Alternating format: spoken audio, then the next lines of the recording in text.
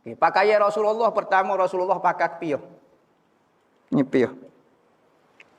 Piyuh ni Rasulullah ada pakai maksud kopiah latiah. Latiah ni kopiah lagu ni. Kopiah yang melekat di kepala.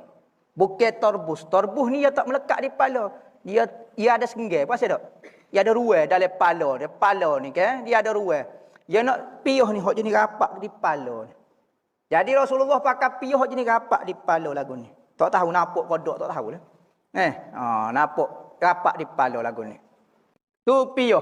Ada Rasulullah pakai topi besi kalau atas kepala. Topi besi. Topi besi ni buat orang besi lah. Coking kau tak coking kau. Kedua Rasulullah pakai gau ni. Ni kain serbal. Lepas pada kain serbal turun sikit. Rasulullah pakai syah. Kain sebah. Atas kok. Lepas tu Rasulullah pakai tubuh pula. Jubah. Jubah hok saut kali atas. Dipanggil jubah. Kalau masuk kok.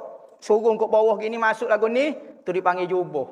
Nah, panggil gomis, panggil gomis masuk kat ni. Lepas tu Rasulullah pakai jubah hok jenis pakai kat ni, pakai kat tengah.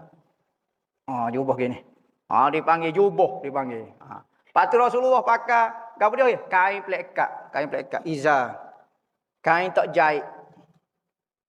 Lepas tu Rasulullah pakai tali pula ikat sini, tak sini terbuka aurat. Ada riwayat kata Rasulullah pakai seluar. Mazhab kita tak, Rasulullah tak pakai seluar. Pakai kain plekat aja. Rasulullah pakai capah. Pakai kasut dia. Pakai kasut ni macam-macam versi kasut lah. Sama ada kasut style macam, dia panggil apa? Hok jenis tali tu. Sandal. Sandal ke panggil dia. Sandal. Sandal ke. Ataupun style saut lagu tu. Macam-macam lah. Waktu pakaian antara pakaian Rasulullah. Apa dia lagi? Rasulullah pakai kain. Serbal, kain ridak. Kain ridak ni kain atas baru ni lah. Rasulullah, dia suka pakai minyak di rambut dia. Sisir kemah, Rasulullah rambut panjang sekat ni. Rasulullah ni dia buka kacing. Rambut tak boleh buka kacing. Memang muka lain pula. Sebab tu ada orang kata Rasulullah ni semak sungguh. Dah lah dia rambut panjang. Rambut belah lagu ni, dia buka kacing. Duduk. Memang Rasulullah. Dia buka kacing. Rasulullah tak ajin style skema. Kacing patah kok tak.